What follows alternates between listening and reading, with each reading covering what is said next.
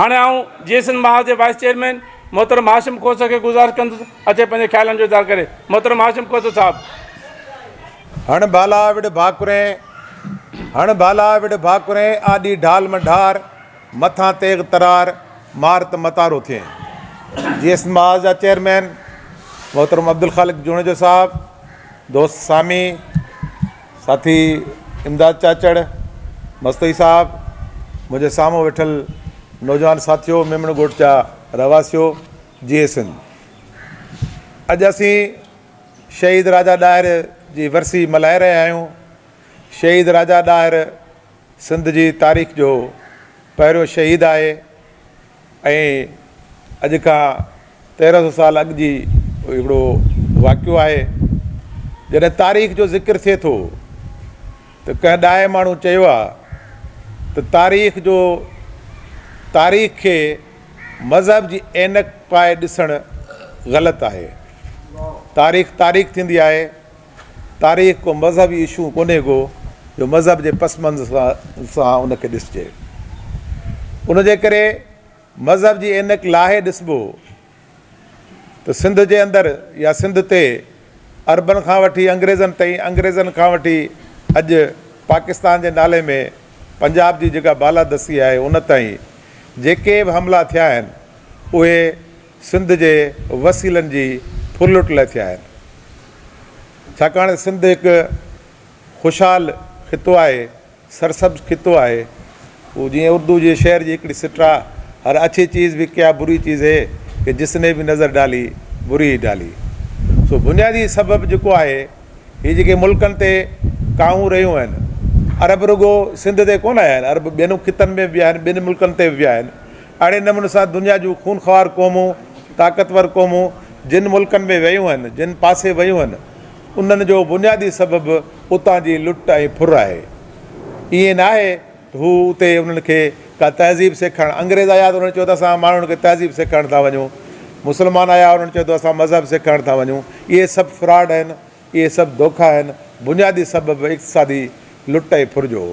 ऐं मोहम्मद बिन क़ासिम जो सिंध ते हमिलो जेको, मोहम्मद बिन क़ासिम खां अॻु में 15, 16, 17 हमला सिंध ते थी चुका, जेके सिंध जे माण्हुनि बहादुरी सां नाकाम कया ऐं पंहिंजी सिंध खे आज़ादु ऐं बावकार रखियो।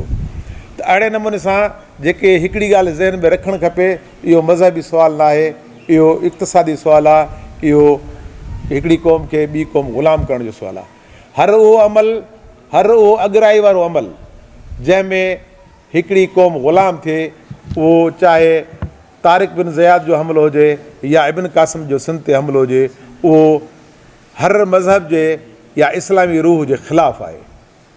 उनजे करे असांखे हिकिड़ी ॻाल्हि इहा सम्झणु खपे। ॿी ॻाल्हि असां इहा सम्झणु खपे त राजा ॾाहिर खे साईं जीएम सैद डिस्कवर कयो, हू शहीद हो। अहिड़े नमूने सां साईं जीएम सैद जीअं लतीफ़ खे डिस्कवर कयो, लतीफ़ त हो पर लतीफ़ खे डिस्कवर जीएम सैद कयो, पैगाम किताब लिखी।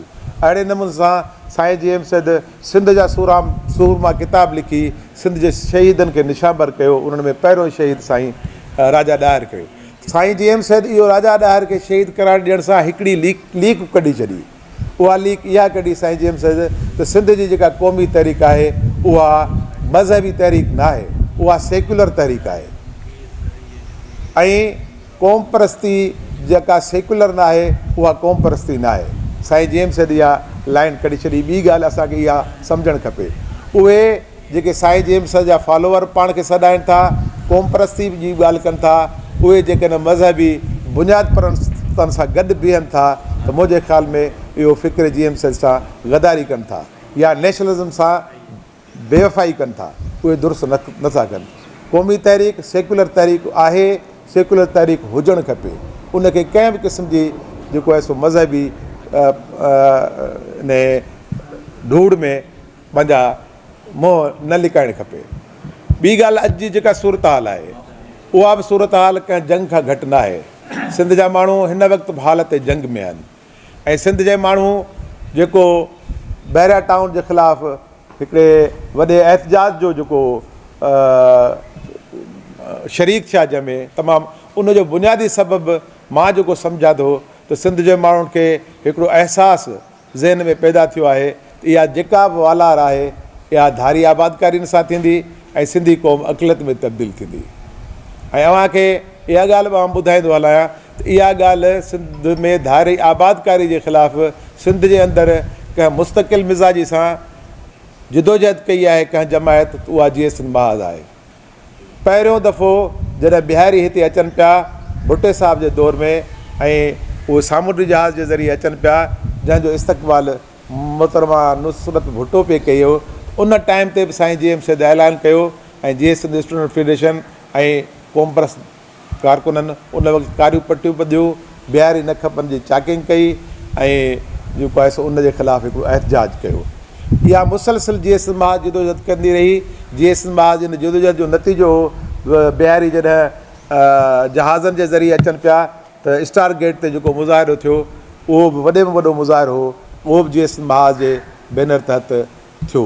उनखां पोइ कमू शहीद ते तारीख़ में पहिरियों दफ़ो सिंध पंजाब बॉर्डर बंदि थी, उहा बि धारी आबादकारी जे ख़िलाफ़ु जलसो एहतजाज हो, जंहिंमें BBC बि ॿुधायो 8 कलाक सिंध पंजाब बॉर्डर रहे। त सिंध जे माण्हुनि खे इहा ॻाल्हि महसूसु थी आहे, इहा बहितर ॻाल्हि आहे, इहा सुठी ॻाल्हि आहे। उहा हाणे सम्झी विया आहिनि त इहे जेके बि मेगा प्रोजेक्ट आहिनि, ॿाहिरियां टाउन हुजे या ॿियूं स्कीमूं हुजनि, इन जे नतीजे में धारी आबादकारी थींदी ऐं उन जे नतीजे में सिंधी क़ौम अक़लियत में तब्दील थींदी। इन ख़दशे तहत सिंध जा माण्हू हज़ारनि जी तइदाद में गॾु थिया। पर इन सां गॾोगॾु असांखे इहो ज़हन में रखणु खपे, सियासी जिदोजहदुनि में क़दम अॻिते बि खणिबो आहे, क़दम को पोइते बि खणिबो आहे, पर बुनियादी ॻाल्हि इहा आहे त ऐलान थियल जेको नुक़्ते नज़र आहे, ऐलान थियल जेको टारगेट आहे, उन खां हेॾे होॾे न वञिबो आहे। ठीकु आहे 6 तारीख़ जो मुज़ाहिरो थियो, ॿियो को ऐलान आहे उहो जेकॾहिं पोइतो थो थिए, इहा मुंहिंजे लाइ वॾी ॻाल्हि न आहे, उहो पोइते थी सघे थो वक़्त ऐं हालतुनि जे हिसाब सां। पर 6 तारीख़ खां अॻु में जेके बि क़ौम परस्त धुरियूं आहिनि, जिन ऐलान कयो त ॿाहिरियां टाउन ग़ैर क़ानूनी आहे, उनखे ख़तमु थियणु खपे, ॿियूं स्कीमूं ख़तमु थियणु खपनि। हाणे जेकॾहिं का धुर, का कुवत, के माण्हू उनखे क़ानूनी ऐं ग़ैर क़ानूनी जे पस मंज़र में ॾिसनि था ऐं उन पंहिंजे ऐलान कयल मौक़ुफ़ खां हेॾे होॾे थियनि था, त मुंहिंजे ख़्याल में सिंध जो माण्हू इन ॻाल्हि खे बर्दाश्त न कयो, न ई इहा सिंध जे मफ़ाद में ई आहे।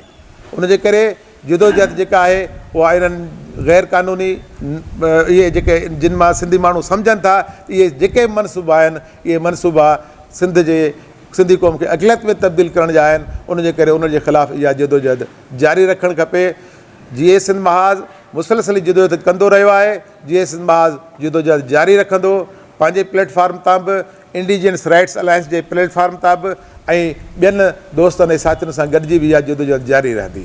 उनजे करे सिंध हिन वक़्तु हालत जंग में आहे ऐं जंग जी सूरत में इहो ज़रूरी आहे, जीअं कामिड माउज़ी तुंग चयो आहे, त जेकॾहिं ताक़त जो तवाज़ुन तव्हांजे हक़ में न आहे त घटि में घटि अकुल जो तवाज़ुन तव्हांजे हक़ में हुजणु खपे। उन अकुल सां, ॾाहब सां, साईं JM बि चयो आहे त बाशऊर जज़्बनि सां बहितरीन हथियारनि खे शिकस्त ॾेई सघे थी, पर उहे जज़्बा जेके हुजनि बाशऊर हुजनि।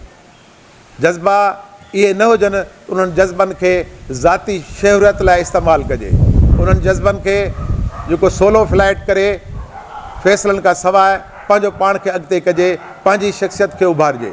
इन सां फ़ाइदो न थींदो, उन जे बजाए जेके असांजूं हिकमत अमलियूं आहिनि, जेके पॉलिसियूं आहिनि, जेके ऐलान थियल मक़सद आहिनि, उन्हनि खे हथु ॾियण लाइ बाशऊर जज़्बे सां अॻिते वधूं।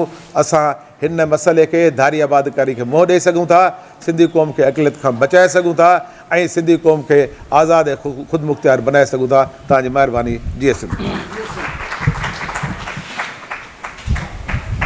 सिंध हमेशह आज़ादु ऐं ख़ुदि मुख़्तियार रही आहे ऐं उन आज़ादु ऐं ख़ुदि मुख़्तियार लाइ जिदोजहद असांखे करणी पवंदी। हीअ हाशिम खोस साहिबु।